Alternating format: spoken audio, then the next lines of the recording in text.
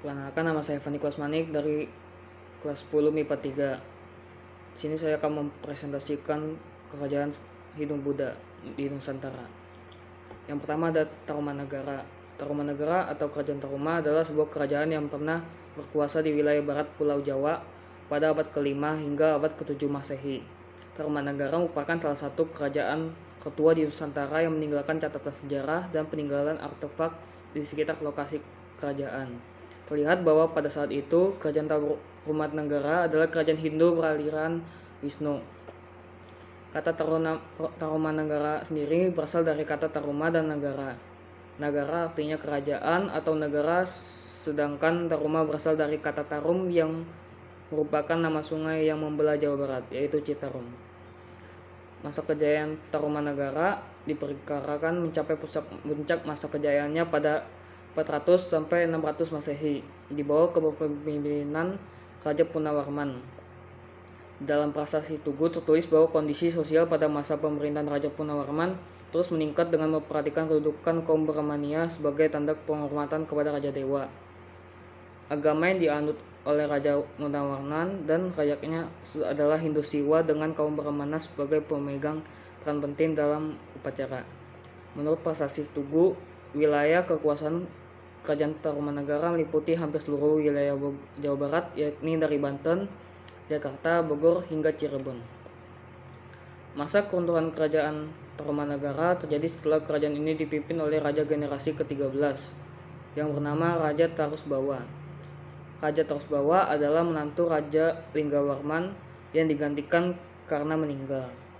Runtuhnya kerajaan Hindu pertama di Pulau Jawa ini disebabkan tidak adanya kepemimpinan karena Raja Tarusbawa yang lebih menginginkan memimpin kerajaan kecilnya di hilir sungai Gomati, yaitu bernama Kerajaan Sunda. Dan nasib kerajaan Tarumanagara pun harus berakhir di situ. Yang kedua ada Kerajaan Mataram Kuno. Mataram Kuno diperkirakan berdiri pada abad ke-8 di Jawa bagian tengah. Kerajaan ini sempat dipimpin oleh dua dinasti. Artinya terdapat dua wangsa atau keluarga turun-temurun yang memimpinnya secara bersamaan. Dinasti pertama adalah dinasti Sanjaya yang beragama Hindu. Sedangkan yang kedua adalah dinasti Syailendra yang beragama Buddha. Kerajaan Mataram Kuno mencapai puncak kejayaan pada masa pemerintahan Raja Balitung 898 sampai 910 Masehi, di mana kekuasaannya daerah-daerah di sebelah timur Mataram berhasil ditaklukkannya. Oleh karena itu, daerah kekuasaan Mataram semakin luas yang meliputi Bagelen, Jawa Tengah, sampai Malang, Jawa Timur. Masa keruntuhan Kerajaan Mataram Kuno pada masa kepemimpinan Rakai Kayuwangi. Kerajaan Mataram Kuno menghadapi banyak masalah rumit yang menyebabkan perpecahan di istana, hingga terjadi perang saudara dan Mataram Kuno pun mulai runtuh. Yang ketiga ada Kerajaan Singasari. Kerajaan Singasari adalah sebuah kerajaan di Jawa Timur yang didirikan oleh Ken Arok pada tahun 1222 Masehi dan berakhir pada sekitar tahun 1293 Masehi. Sebuah kerajaan di Jawa Timur yang didirikan oleh Ken Arok pada tahun 1222 Masehi dan berakhir sekitar tahun 1293 Masehi. Kerajaan Singasari berdiri pada ketika Ken Arok merebut daerah Tumapel, salah satu wilayah kerajaan Kediri yang dipimpin oleh Tunggul Amatung. Pada 1222, Ken Arok pada mulanya adalah anak buah Tunggul Amatung. Namun dia membunuh Tunggul Amatung karena jatuh cinta pada istrinya Kendedes. Ken Arok kemudian mengawini Kendedes. Pada saat dikawini Ken Arok, Kendedes telah mempunyai anak bernama Nusapandi yang kemudian menjadi Raja Singasari dari tahun 1227 sampai 1248. Kerajaan Singasari mencapai puncak kejayaannya ketika dipimpin oleh Raja Kertanagara yang bergelar Maharadiraja Kertanagara Wikrama Darmotungga Dewa. Ia adalah raja pertama yang mengalihkan wawasannya ke luar Jawa. Pada tahun 1284, Kertanagara juga mengadakan ekspedisi menaklukkan Bali. Pada tahun 1289, Kaisar Kublai Khan mengirim utusan ke Singasari meminta agar Jawa mengakui kedaulatan Mongol. Namun permintaan itu ditolak tegas oleh Kertanagara Kertama yang menyebutkan daerah bawahan Singasari di luar Jawa pada masa Kartanegara antara lain Melayu, Bali, Pahang, Gurun, dan Bakulupura. Kerajaan Singasari yang sibuk mengirimkan angkatan perangnya keluar Jawa akhirnya mengalami keropos di bagian dalam. Pada tahun 1292 terjadi pemberontakan Jayakatwang, Bupati Gelang-Gelang yang merupakan sepupu sekaligus ipar sekaligus besan dari Kertanegara sendiri. Dalam serangan itu Kertanegara mati terbunuh. Setelah runtuhnya Singasari, Jayakatwang menjadi raja dan membangun ibu kota baru di Kerajaan Kediri. Riwayat Kerajaan Tumapel Singasari pun berakhir. Selanjutnya ada Kerajaan Kalingga. Kerajaan Kalingga adalah kerajaan bercorak Buddha yang berada di Jepara, Jawa Tengah. Keberadaan kerajaan ini juga diberitakan oleh dinasti Tang pada tahun 618 sampai 906 Masehi dan juga dibuktikan dengan adanya prasasti Tukmas. Nama Kalingga terinspirasi dari nama kerajaan yang ada di India, yaitu Kalinga. Masa kejayaan kerajaan Kalingga berlangsung sekitar 2 abad dari abad ke-7 hingga abad ke-9. Kalau ngomong tentang penguasa yang paling berjaya di kerajaan Kalingga, pasti itu adalah Ratu Sima. Ratu Sima memerintah sekitar tahun 674 Masehi. Ratu Sima dikenal adil kepada semua rakyatnya. Bahkan pernah Ratu Sima menguji kejujuran rakyatnya. Ia menaruh beberapa harta yang diletakkan di jalan. Hasilnya tidak ada rakyat yang menyentuhnya. Hal ini membuat Ratu Sima senang dan tetap membiarkannya di sana. Namun suatu hari ada seorang kerabatnya yang menyentuh harta itu. Ratu Sima memerintahnya untuk menghukum mati orang itu.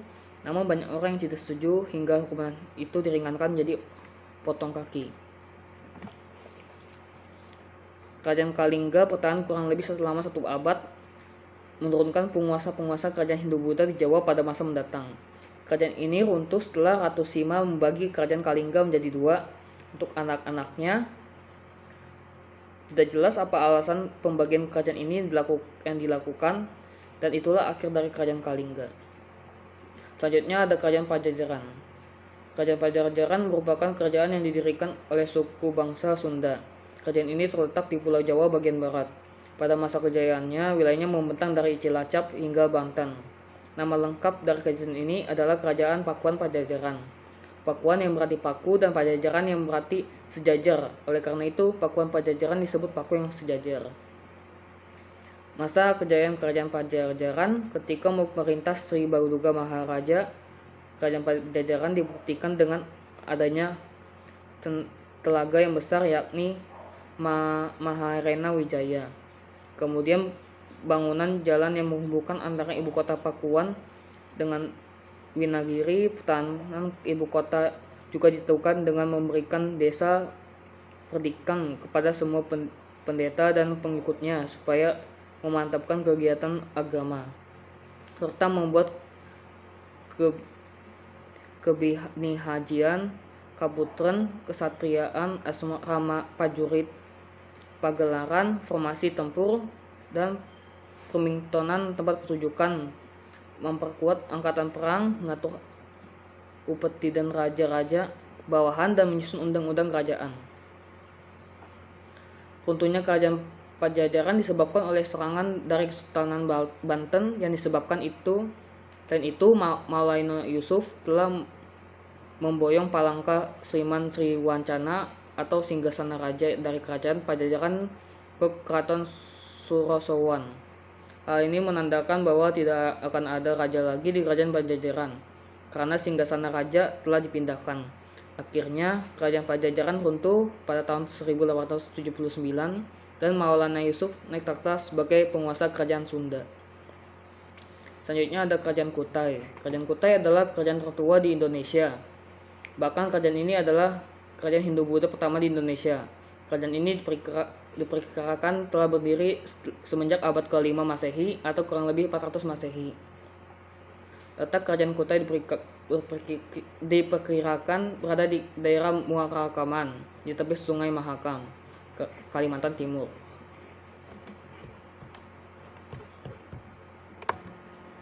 Masa kejayaan Kerajaan Kutai adalah pada masa kekuasaan Raja Mulawarman. Kutai mengalami zaman kemasan, kehidupan ekonomi mengalami perkembangan yang pesat. Kejadian ini dapat dilihat dari aktivitas ekonomi. Dalam salah satu prasasti dupa yang dikatakan bahwa Raja Mulawarman telah melakukan upacara selamatan emas yang sangat banyak. Tidak hanya itu, bahkan diperkirakan kerajaan ini telah menjalin hubungan dagang internasional yang cukup besar. Para saudagar yang melewati jalur perdagangan internasional dari India, melewati Selat Makassar, terus ke Filipina dan sampai ke Cina. Diperkirakan biasa singgah terlebih dahulu di Kutai. Hal tersebut membuat kerajaan Kutai semakin ramai dan makmur. Kerajaan Kutai berakhir pada saat Raja Kutai yang bernama Maharaja Dharma Setia tewas dalam peperangan di tangan Raja Kutai Kartanagara ke-13, Ajit Pangeran Anum Panji Mandapa. Perlu diingat bahwa Kutai ini atau Kutai Matadipura berbeda dengan Kutai Kartanagara yang ibu kotanya pertama kali berada di Kutai Lama. Kutai Kartanagara inilah di tahun 1365 yang disebutkan dalam sastrawan Jawa negara Kertagama. Kutai Kartanagara selanjutnya menjadi kerajaan Islam yang disebut Kesultanan Kutai Kartanagara. Selanjutnya ada kerajaan Sriwijaya. Kerajaan Sriwijaya adalah kerajaan Buddha bercorak maritim yang mengontrol perdagangan di jalur utama Selat Malaka dan juga salah satu kerajaan yang memberi pengaruh di Nusantara. Letak dari Sriwijaya sendiri masih dipersoalkan hingga saat ini. Pendapat yang cukup populer adalah dikemukakan oleh G. Koesdes pada tahun 1918 bahwa pusat Sriwijaya ada di Palembang. Kerajaan Sriwijaya mencapai puncak kejayaannya pada masa pemerintahan Balaputra Dewa. Raja Balaputra Dewa dikenal cakap dan gigih dalam memimpin kerajaan sehingga membuat Sriwijaya mencapai masa kemasannya. Raja Balaputra Dewa melakukan kerjasama dengan raja dari kerajaan India yaitu Raja Dewa Paladewa dari India Selatan. Kerajaan Sriwijaya mengalami keruntuhan oleh beberapa faktor seperti serangan dari kerajaan lain hingga raja yang memerintah tidak cakap keruntuhan tersebut sekitar abad ke-12 Masehi. Kerajaan Sriwijaya mengalami serangan dari kerajaan Chola Mandala dari India Selatan. Kerajaan Chola Mandala dipimpin oleh Rajendra Chola I. Karena serangan ini, kondisi serangan Sriwijaya sangat parah, banyak tentara yang gugur dan kondisi tersebut semakin diperparah dengan banyaknya kerajaan kecil yang melepaskan diri dari kerajaan Sriwijaya. Yang terakhir ada kerajaan Majapahit. Kerajaan Majapahit adalah kerajaan Hindu-Buddha terakhir di Indonesia yang berdiri pada tahun 1293 hingga 1837 Masehi dan dianggap sebagai kerajaan terbesar dalam sejarah Indonesia. Menurut negara Kertagama, kekuasaannya terbentang dari Jawa, Sumatera, Semenanjung Malaya, Kalimantan hingga Indonesia Timur. Meskipun wilayah kuasanya sampai sekarang masih diperdebatkan. Para penguasa Majapahit adalah penerus dari keluarga kerajaan Singasari yang dirintis oleh Sri Rangga Rajasa, pendiri Wangsa Rajasa pada akhir abad ke-13. Dan itulah akhir dari presentasi kerajaan Hindu-Buddha di Indonesia. Mohon maaf jika banyak salah kata. Terima kasih.